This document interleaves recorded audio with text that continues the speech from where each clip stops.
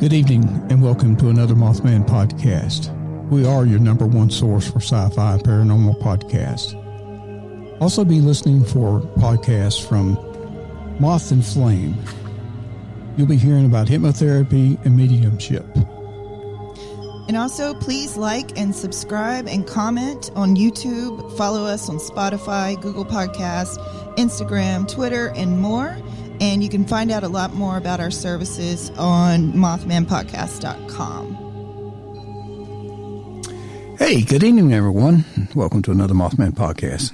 My name is Darrell Bruce, and I'm just going to go around the table today and let everybody introduce themselves. Hey, guys, it's Bruce. Hey, it's Candace again. And I'm Amanda, and we've got a very interesting podcast for you guys today. We're going to be we're going to have a little preview of next week's podcast from Candace, talking about the Salem Academy hauntings. And then we're going to go into urban legends. And let me add that we're going to have a special guest on the phone next week, and he has worked there at Salem and has actually observed some of the hauntings there. So that's going to be very interesting. I'm looking forward to that. Yeah, and Salem Academy is where Candace and I went to high school. Right. Okay. It's basically the high school portion of the academy and college. And so it's all on the same campus, but the academy was just one building for the most part, where the students live and attend, classes and everything. They seem to go to some of the classes on the college campus, but for the most part, it's all in the same building. And the main building at Salem, the school was founded in 1772, was it?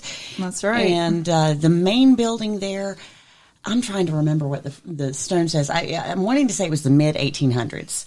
No, it was 18-something that that main building was built. And there have been stories for generations of girls who claim to have seen the same woman on the same first floor dorm hall. That's she's somewhat transparent. She is transparent. They can see through her, but so that's not somewhat. And she just walks the halls. She doesn't interact with anyone. She just walks the halls. And so I reached out to some people that we went to school with and some of the alums and stuff like that, and asked them, what did you have any experiences? What were your experiences? And Mandy and I both were day students, so we didn't have the same daily experience that the boarders did. But everyone that I talked to, all of the day students that I talked to, said the same thing that I remember, which was pretty much every boarder that we knew and knew well enough to be friends with on a level that they would open up about something like that, admitted to have seen her or admitted to have felt someone in their room with them or someone on the hallway. There's not a single student that I've talked to in the last 2 weeks that did not have some story about something that happened to them while they were there. Everything from things being thrown across dorm rooms while people were asleep to the woman in white that they see walking the hallway. Well, I'm excited about that one. So I definitely know of one who worked in the kitchen who's going to be on the show. Right. Is there anybody else that we've contacted that might be on the show with us? I'm not 100% sure yet. I've mentioned it to a couple of people, and I'm still waiting to hear back from a couple of people. So there may be, but and explain to them they don't have to identify themselves if they don't. The whole 9 yards, the campus that we. Yeah. I can understand them being there and not wanting to identify themselves with something that not everybody believes in. I've talked to a bunch of the girls who went to the college, too, and the college apparently is way, way, way more active than the academy even. Yeah, it is. Yeah, I talked to one girl. Well, the buildings are significantly older, too. Right, and she said that she said, I could not begin to start typing out all of the experiences that I had there on that campus. And she said everything from seeing apparitions to hearing voices, and she said so clearly that she thought that her roommates were having a conversation in the other room, and she walked in to join the conversation, and absolutely nobody's there. Wow. Yeah. I was kind of wondering if we might go back and I don't know if there are police reports or public record like the city reports would be, but I was wondering if there's any of the campus police reports that might have, tied back to something like question. that. And we need to research and find out if that's public record. And if it is, we can go back and do our own research. Yeah. And see if there's any documentation there. Well, there's at least a suicide at the college that should be documented. I was going to say, there's multiple ghost stories involving Old Salem. Oh, yeah. When you go online. Depending on the building. The girls' dormitory alone, there's a story of a girl on the 3rd floor that committed suicide in a room, and people have seen her apparition there. Right. So, I mean, there's a few different accounts of things. Well, I was just wanting to maybe grab some police reports, give some validity. We can look. We'll look into it. So, going forward. Yeah. Okay, so tonight we're talking about urban legends locally, and I'm sorry, we got a phone ringing, but that's okay. We're going to talk about ignore urban that in the legends. background, and it'll go away just in a minute. But otherwise, it's just music for the podcast. It sounds like an ad. I was like, how did we go to commercial break? But we are going to be talking about locals, and some of the stuff I'm going to be talking about is Amanda told me to kind of look into the Crybaby Bridge phenomena, and when I did some research on it, I found out across the United States that's one of the most popular urban legend in any state. Looked at Ohio; they had like 14 different bridges that was. Wow. In North Carolina, we have one up in Stokes County, up near the Blue Ridge Parkway. It's off of Highway 8. There's an old bridge up there. And apparently the gentleman, it's not on a traveled road anymore. It's an off-the-road type bridge. And Candace, you've been up there to that bridge, right? I have been up there. I have a wonderful set of friends that decided to take me up there one night and leave me. It was great. But anyway, this gentleman threw his wife and baby into the water. They drowned, and then he hung himself on the bridge. So that bridge is supposed to be, if you stand up there long enough and start listening, you'll hear the baby crying and the wife crying also for the baby. And then we have, there's another one in near Raleigh, and it's called Crybaby Lane.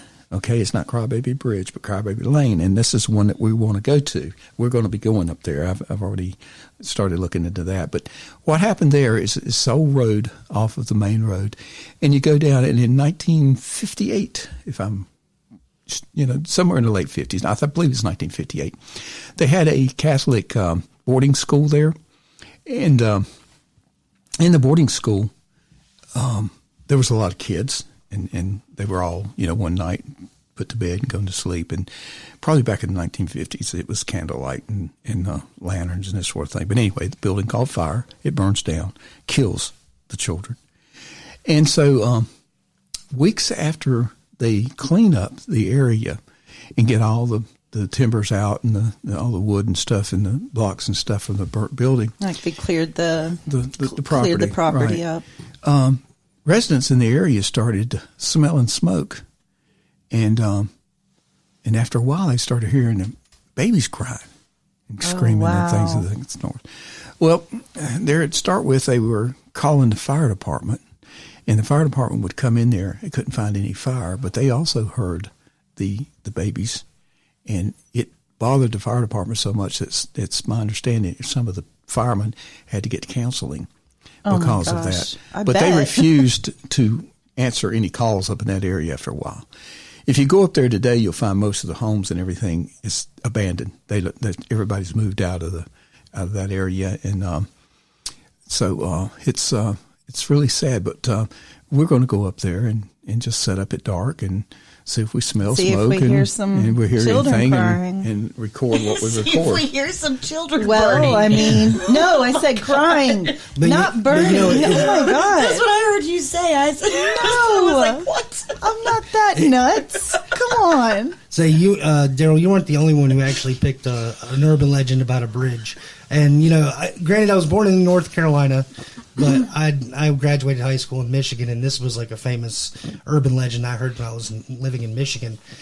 And it's about Hell's Bridge, and what it is, it's like the tale of this guy named Elias Frisk. He was a deranged old preacher, and according to local lore, he kind of Pied Pipered a group of children, to come with him, and he had them tethered together, like tied around the waist, like rope to rope. Oh my God! And he was leading them to like a human centipede. Yeah, well, they weren't not so that way, but not that extreme, but it was like, I guess it was kind of common practice, it was like a baby leash back then. And you keep the kids in line. Anyway, he kind of Pied Pipered these children to this bridge near the woods, and it's near now what's called Algoma Township, and he actually slaughtered these kids one by one. Oh my God! Like in different ways, and then he threw their bodies into the creek,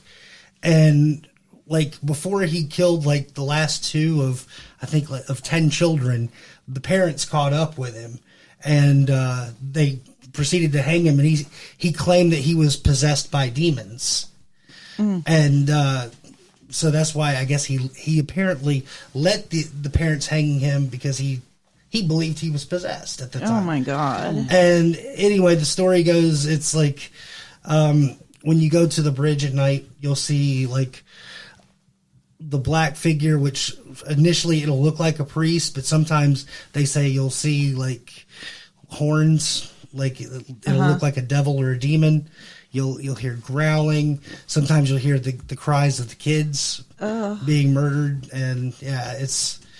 I haven't actually been there, but it was one that I always wanted to check out when I was up there. Now, these are getting creepier and creepier. I got another one. He mentioned murder involved. Well, urban legends are urban legends are always based on some true event at some point, but because they could fit any town USA, and they've been gossiped, and the true facts have been skewed over But I like years. the ones where there's a story to go along with it. Yeah. And Helltown, there's a bridge called Helltown, Crybaby Bridge, Helltown. Okay. Okay. And the legend is with this one, if you go there to investigate it and to look at it, you need to bring 2 sets of keys.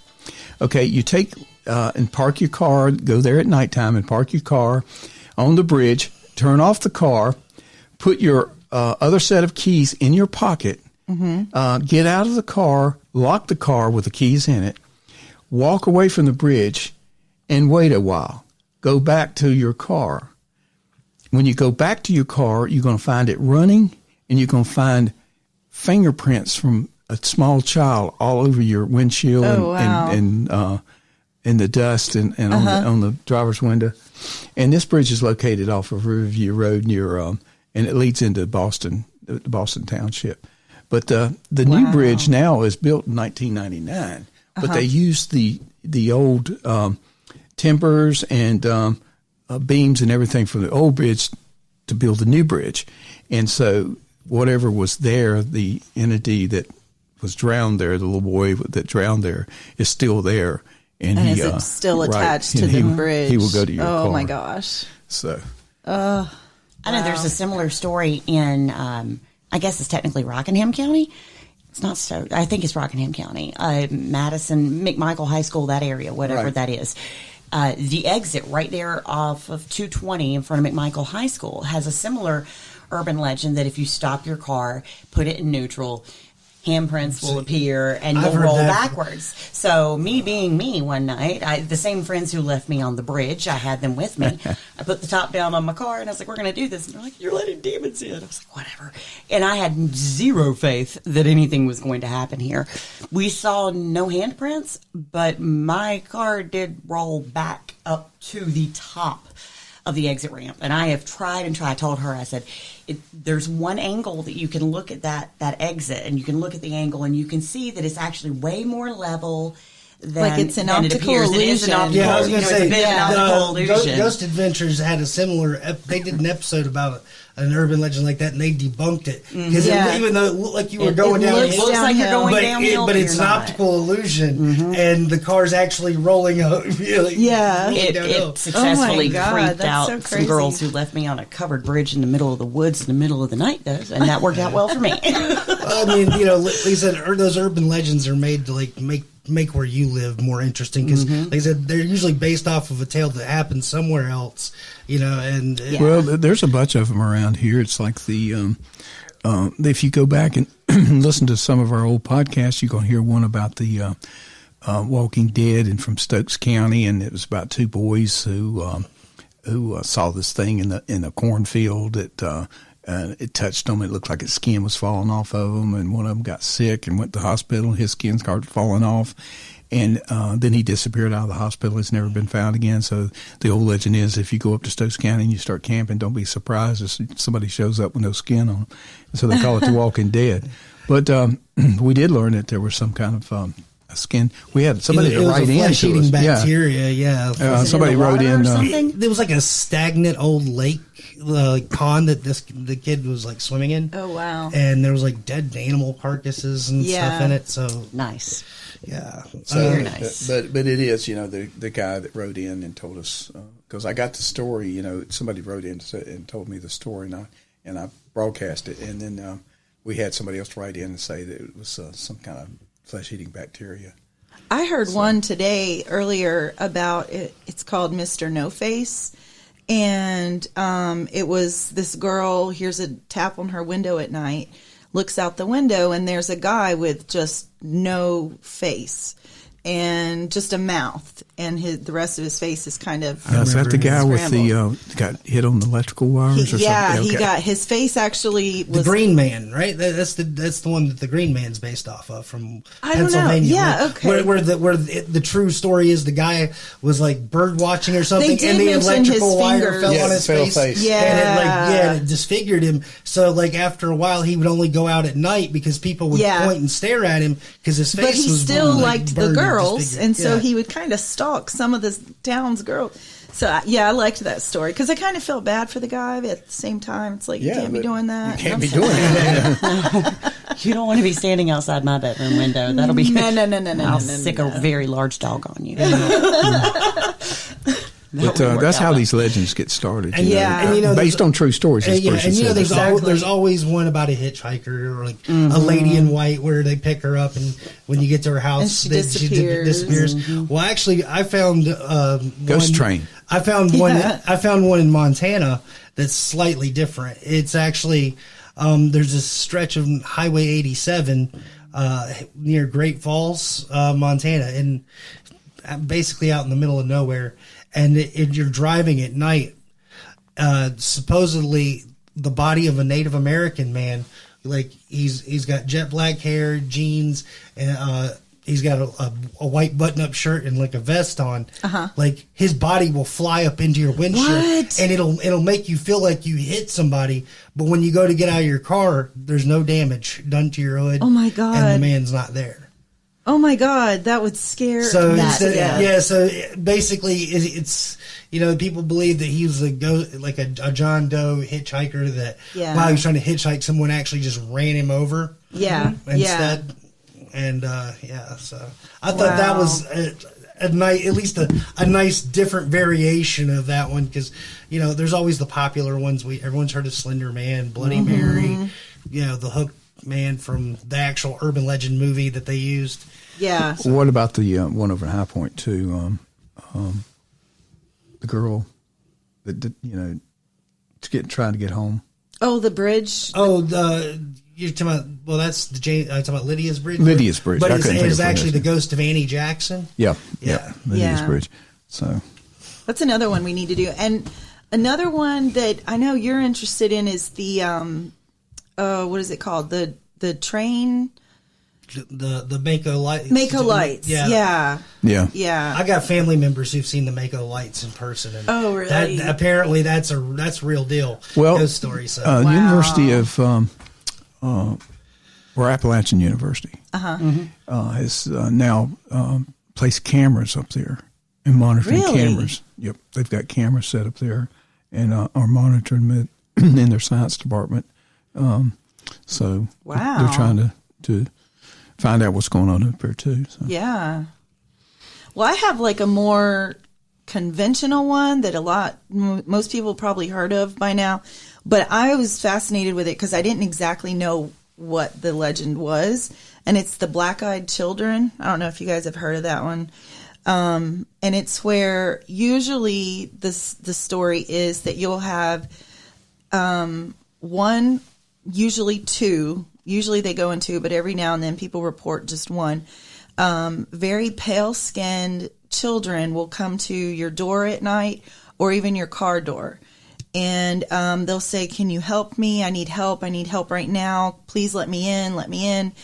And they'll just keep being very insistent and repetitive and not really interacting with what you're telling them. And if you look at their eyes are completely black with no pupil, no white parts, no color, nothing. And as far as I know, no one has yet to let them in. And so people are saying, well, what are these kids? And I did trace the story because I was like, I thought it was just pure legend. But the story actually came from Texas journalist Brian Bethel. And he had an encounter with the black-eyed children in Abilene, Texas in 1996. And he said that when he published his story, someone wrote in and said from Portland, Oregon, that they had also encountered two children the same way. And so then there's actually been increased reporting since 1996, and not just from the U.S., it's been in England or in France, and it'll be just in different random countries. There'll be a report that, these two black-eyed children attempted to get into someone's house. And there's theories. Are they vampires? Are they aliens? Are they ghosts? Nobody knows. Nobody knows exactly what they are, but don't let them in your house. Right. Well, I was interested in some urban legends from the mountain. My parents, my family are all from Eastern Tennessee and from the mountains of North Carolina. So I was asking them because I know that mountain people have exceptional imaginations. So I figured that there would be some Especially interesting the ones. miners. Yeah. Exactly. And so my grandfather was one of the ones who worked on the Manhattan Project in Oak Ridge, building the A-bomb. Mm-hmm. And so my grandmother was a seamstress there, and Papa was working on the whatever he was doing. I don't really know what he was doing. And they both told me this story. And my grandmother would have lied to me just to freak me out. My papa, although he would not have. They both told a story of being in the actual little military compound of Oak Ridge. And she said that it was very common to see people walking. And it was one night in particular that it was raining really hard. She saw a woman walking on the side of the road, and she was carrying grocery bags. And she pulled over and asked her if she needed a ride somewhere. And she said, "Yeah, thank you so much." And they apparently just had casual conversation for about 2 miles down the road. And she said, the woman told her, here's my house. And my grandmother said that she didn't really think much of it. She didn't pay much attention because it was foggy, it was rainy, and she just didn't really look up on the hill at the house. She said she saw a light on, and that was all she needed. It was all the light coming from there. The woman got out, said, thank you, have a good night, went on about her merry way. Fast forward a couple of days later, and she's coming back down the same road, and she looks up at the hill, and there's not a house up there. There's nothing there. Oh, wow. And my grandfather claimed to have seen, he didn't stop, but he claimed to have seen the same woman walking down the same road on more than one occasion carrying grocery bags. And he just thought it was, just another woman working there at the base. And oh my God. And then she picked her up one night because they had seen her before. And there was nothing there. And apparently this was an urban legend that went back like 100 years. And of course, this was, in the late 30s when this happened. So that really intrigued me. And another one that really intrigued me was, I asked my father, I said, specifically, what because my daddy's a mess. So I know that the 16-year-old version of him was getting into everything humanly possible in 1950-something. So my parents told me about this place. It's off of Highway 88 in between West Jefferson and Warrensville, and it's called the Devil's Staircase. And the let's see here, the highway itself apparently has been believed to be haunted for 100 years for whatever reason. Again, mountain people's imaginations are spectacular.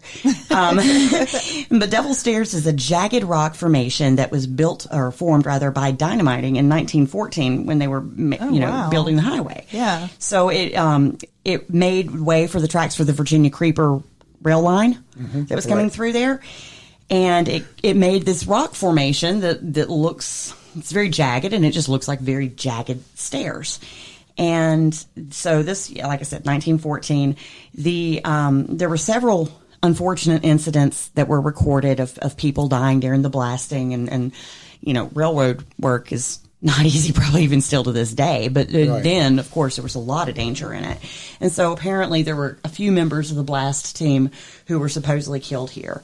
And my father told me that in the 40s, that was the big legend. The 40s and the 50s, that was the big legend in the area, was that on Halloween night, you could go to Devil's Staircase and look up at the top of it and see Satan himself standing on top of it. And so he said he went there several times, and he said, I never saw the devil as far as I know.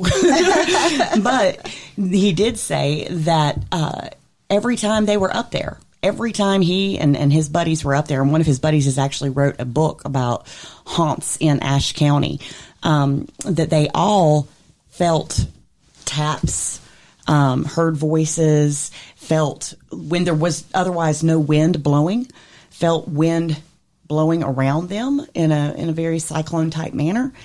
And he said that after about the age of 16, he said, I stopped going there because he said it started bothering me. Oh my God. And he said it got to the point where I didn't even want to go down the road anymore. And my mother said she went there one time in high school, and she said, I wouldn't go back. And she said there's about a 2-mile stretch of road there that she said the air physically changes. She said, you feel it. She said it gets thick. It gets hard to breathe. And it's all circled around this rock that they call the Devil's Staircase. Wow. We need to research that rock. Yeah. Yeah. Well, they say, You see if it's got any iron core that might. That's true. Yeah. They also say that a toddler by the name of Hopel, not Opal, but Hopel Turner was struck by the Virginia Creeper rail line right there at Devil's Staircase. And that supposedly it's her ghost that people pick up on, unless it's Halloween, of which, of course, that's when the devil comes up there and does his little jig on top of the staircase.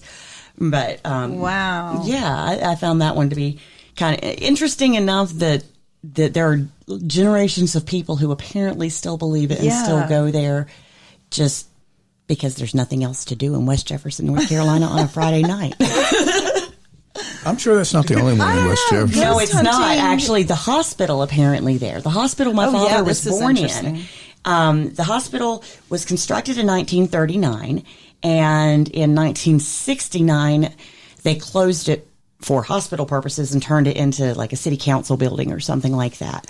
5 years later, they stopped having any government meetings in this building because so many strange things started happening. Lights would cut themselves off at 10 p.m. every night, and there was no longer, like, they had generator power at one point running into the building. They had actually cut power off to the building at one point, and lights would still come on. Still had lights. Yeah, lights would still come on and go off in the middle of the night. And it was a hospital for 30 years. I'm sure a lot of people exactly died. A lot of people born there, a lot of people died there, and there were people trying to do apparently a haunted house there about 10 years ago. And the woman who was trying to conduct this haunted house, she said that the workers couldn't. She said we couldn't get 20 feet down the hallway. And she said it was so creepy. There was not a single solitary person who was working for me that could get more than 20 feet into this building at night. And and hang with it. They just couldn't do Wow. it. So that one That's a intrigues creepy me. one. And the building looks creepy. Yeah. It's pretty Now, who owns that building now? Does the city still own it? I would say the city probably still owns it. What if we get permission to go there? out. I know the mayor, so it wouldn't be a problem. Okay, let's do some research on that one then. That's what it looks like. It's just a weird. It looks like a little yes. house. It's just a little stone. Which is what a lot of building. hospitals were back then. Yeah, They were it's kind of like homes. the one we were planning on going to. Yeah. Yeah, okay, that's the one you're talking about over in High Point or wherever we're going. Because I mean, it's a small little house. Yeah. That's another one we get to. Okay. Yeah. I mean, these legends are just so crazy how many, like, once you start looking in little areas, every little area has like 4 or 5 legends. Yeah. Well, in the same area, there's another one called Bluff Mountain, and it's apparently a more well-known story for the area. But there's a name that's given. Some people say they don't know this was the farmer's name, but supposedly a farmer by the name of John Krebs. He Love was the name. While navigating through some rough terrain at Bluff Mountain, the farmer ran into a heavy, almost unnatural fog. And the farmer began smelling sulfur, like you were talking about, the smell of the smoke. Right. Began smelling sulfur and heard a rustling coming from a thicket. As the farmer felt a deep sense of anxiety and something was wrong, the devil then parted ways through the brush and emerged from the fog, staring at the farmer the entire time. Scared stiff, the farmer listened as the devil warned him to never speak of whom he saw at Bluff Mountain, and if he did, he would die 3 days later. Without looking back, the farmer ran home as quickly as he could, and once he reached the safety of his own home, he discovered that his hair had been turned snow white. His wife, or he told his wife, rather, about the encounter, and then 2 days later, he was found dead in a field behind his house. Wow. I'd say if the devil says don't tell you anything, don't say anything. Yeah, if you meet the devil face to face and he says shut up, you better shut up. Although it's kind of hard to explain the white hair to your wife. You're like, what did you do? I got scared. Yeah. This one's in Butler County, Ohio. It's called the Maude Hughes Road, which is there's the Maude Hughes Bridge on the road, and the bridge is 25 feet above a railroad track. And they've had at least 36 suicides over the years of people just jumping off of this bridge because it's high enough to actually kill yourself. And there was one reported story of a car stalled on the bridge. And the man said, he told his wife, "I'll be right back. You wait here. I'll go get help. I saw a house back there. Won't be long." So he comes back with a can of gas. They had run out of gas or whatever. And he sees his wife hung over the side of the bridge. And in his grief, he threw himself as well. And so they say if you go over this bridge, cars tend to stall on it, for one thing. But if you stay on the bridge at night, you start hearing a man screaming for his wife and the wife screaming, and then other voices and other screams, and it's just a lot of screaming. So I like that one. Yeah, there's quite a few in Ohio. There are, yeah. The Midwest is littered with Yeah, there's one up here that I saw that it was up near Hilltown also, near Boston. But if you go on that bridge and park your car, you're going to hear screams coming from the woods, and you're going to smell smoke coming from the woods. But the funny thing is that your car will go dead, and it will not crank on that bridge. And what you have to do is you have to get off and push the car off the bridge. And once you get the car off the bridge, it will crank. There's one somewhere in Stokes County that has that same urban legend. Yeah, that's what I'm saying. Like, there's so many overlapping ones. Like it seems like Especially bridge related. every state at least has one that overlaps, like several other states.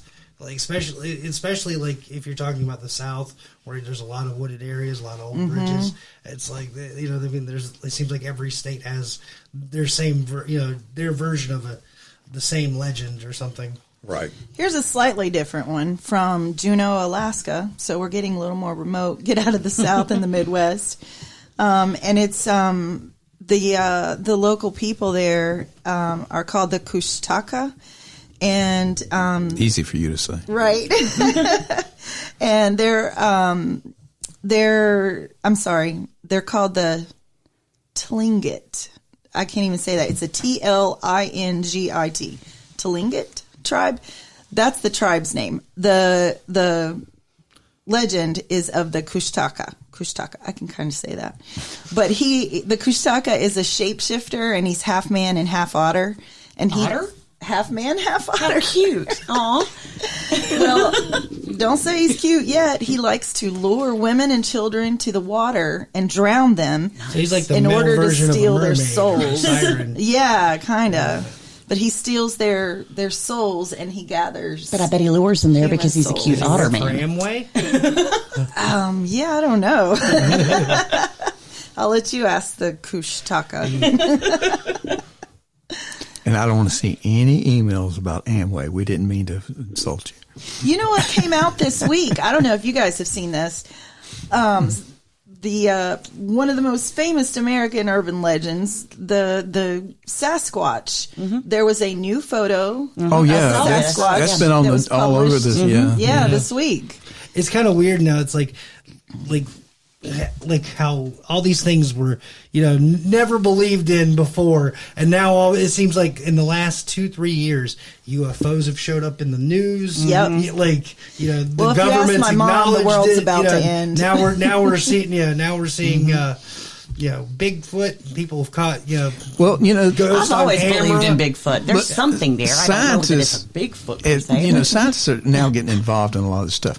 And what they're doing is they're going to these areas where Bigfoot is supposed to be seen, and they're taking DNA samples from the ground, and then they're running these samples because this is supposed to be part human and part animal, and that's what they're looking for, DNA. Well, and they don't maybe know a little if it's bit just different. a giant ape. Yeah, just a giant primate that we have. But hopefully now the scientists is getting involved, that we'll get some more answers on what's really going on. Next thing you know, like the Kraken will be coming out of the Mariana Trench. Right. It's like, hey, that's real too. All right. Well, anyway, the samples they took from that area that Amanda was just speaking of was in they couldn't prove whether it was or was not. So they said, I can't say yes or no on this one. So we're back to square one on that. But at least they're trying. And they so know many the cultures. local area. That they know this, he's been seen here. Mm-hmm. We got something DNA wise here. So let's keep looking right here. Right. Mm-hmm. So that's, the DNA is probably going to be the answer to a lot of the questions that we have now. Well, the real question is this, what is it called? I can't even remember it, but it's basically a giant ape that we know did exist. I don't know, 14,000 years ago or so and earlier, and is extinct as far as we know. So it could be that that's what the Sasquatch is. I think there's something to it because there's too many cultures around the world that claim to have this same entity. It's bound to be something. I mean, there can't be that many people that claim that they've seen something around the world this long and it be absolutely nothing. That's true. I've seen that. They're finding pyramids, outside of St. Louis now, and they're doing some in Missouri. Yeah, they went back and did some research and found out there's tribes lived there back before anybody ever came to the world. Oh, and these pyramids are being covered with dirt, but they're going down and doing tests and finding that there was a program on I think it was the Discovery Channel talking about the pyramids near St. Louis. So things are changing because of the way that we can do research and we can really find things that video camera equipment, technology in general, the way we share information, the way we obtain information. I think that's that's one of the biggest things. Did you is the see way we where share information. this kid was doing research for a school project, and he was looking at NASA satellites. Oh yeah, and found the super planet. Right. Yeah. Yep. Yeah. No. This one he found A star, wasn't it? No, this one he found a like a new super- tribe down in South America. He found a new pyramid. I saw that. Yeah. Yeah. This one I he thought you were found. talking about the kid that found the planet. No. This one was looking at NASA shots of the Earth, and he found a whole different, or more pyramids and a whole city. It was a whole village no one knew about. Nobody, right? Yeah. It never been heard of before. Yeah. I think like Amazon rainforest and places like that where it's like super Very thick dense. and like people haven't explored it all yet because it's dangerous. Right. Like you never know. I mean, it was on TV like last year. The people that ran into the indigenous tribe that supposedly were cannibals, remember? Like, Right. and those people got attacked by the tribe, and they had never seen anything from the outside world. I mean, it's still possible. I mean, just like Bigfoot could have been some type of ancestor of ours, like, and just went down a different evolutionary chain because Right. he was out in the wilderness. You know? Yeah. But we have groups of people that. This is a story. I worked with the ATF on white supremacist groups, and we were doing a sting up in the mountains of North Carolina. And one of the agents with me was a black man, and he was driving the car, and we pulled in this driveway, and this kid comes running out and goes screaming to his mama, "Mama, there's a bear driving the car." This kid had never seen a black man in his whole life. Oh my God. And he didn't know he said a bear is driving the car. Wow. So, there's people still that are very isolated. And they don't, a lot of it's because the parents keep the kids isolated. But there's, these tribes in Africa that, there's all the time these shows where people are trying to go into tribes where they've never seen a white man before, just things like M. Night that. Shyamalan, whatever his name is, his movie The Village is based on a true story. They got people just thinking it's still like 1800s. Yeah. Right. Living in the woods and somewhere in Pennsylvania. Right.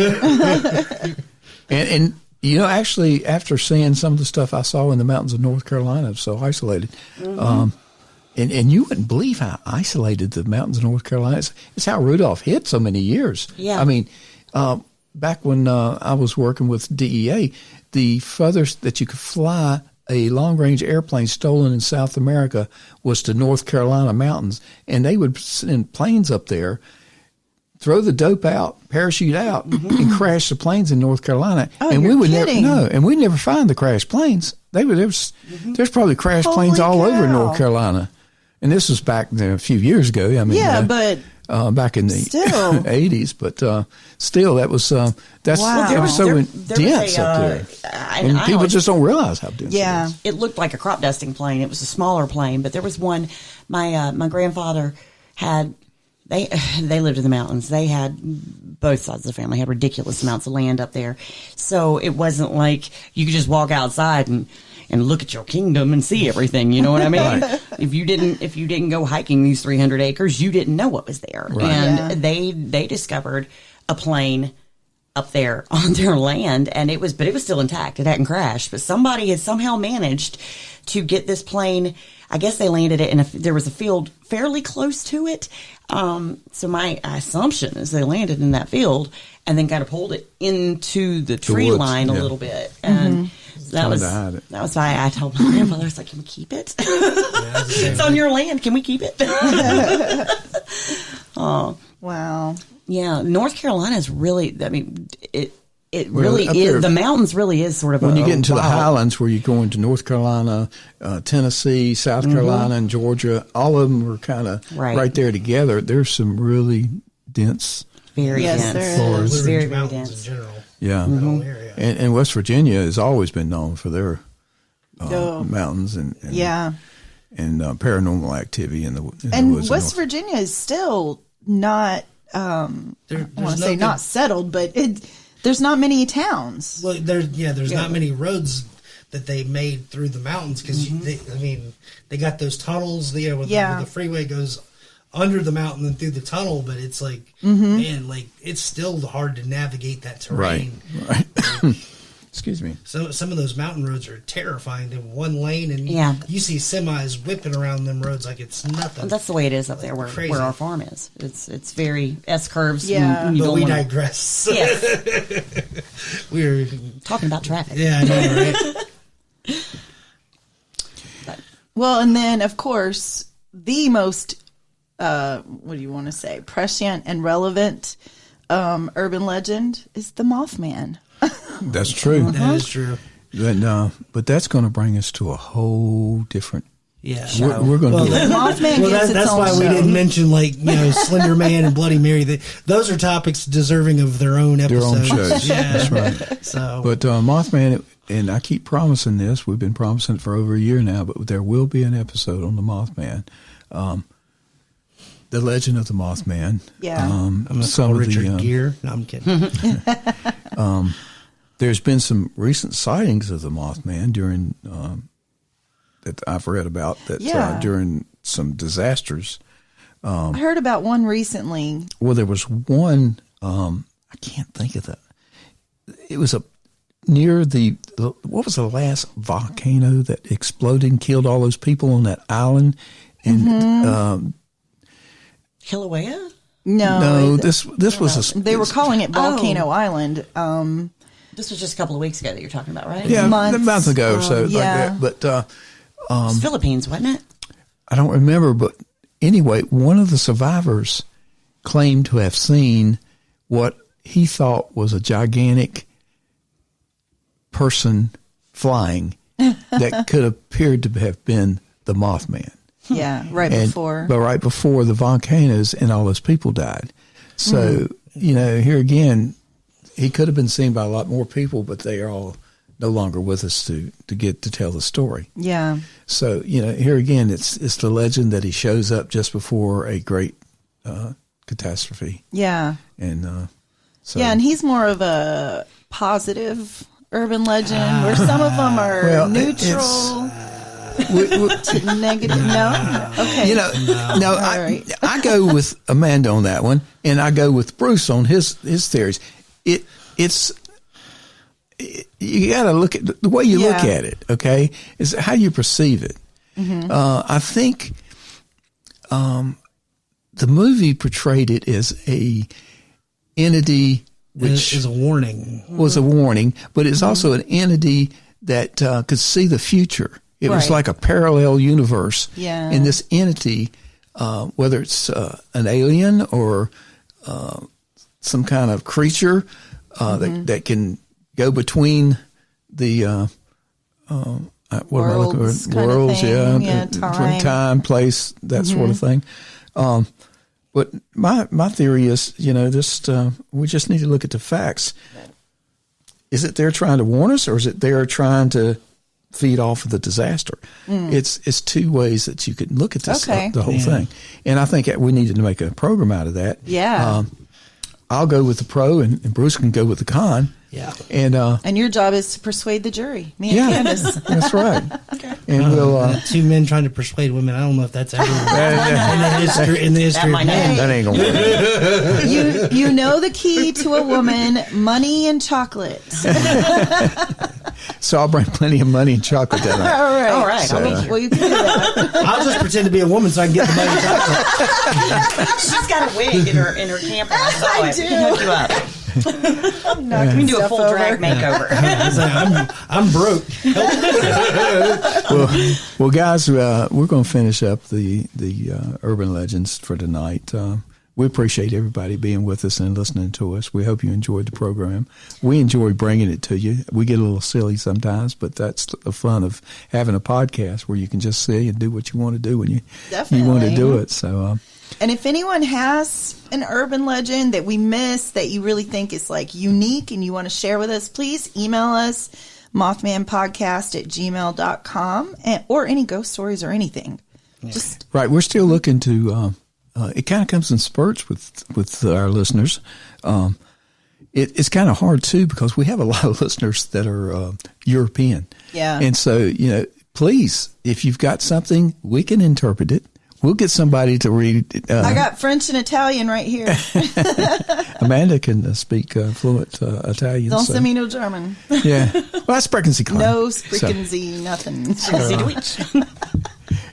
We will find a way to interpret it. So if you've we got do a love to story, hear from our listeners. and if you're listening to us, that means that you can at least listen to English and maybe you know a little bit of it. So please do what you can. If it's broken do not English, use this that's to fine. learn English. No. No, my daughter's a teacher, and she would really. I'd hate to see the look on her face, but Y'all anyway. come back now. You hear? How do you spell that? Okay, guys, thank you so much for listening, and again, we appreciate you listening to us, and we will talk to you next week. Good night. Hey, guys. Bye.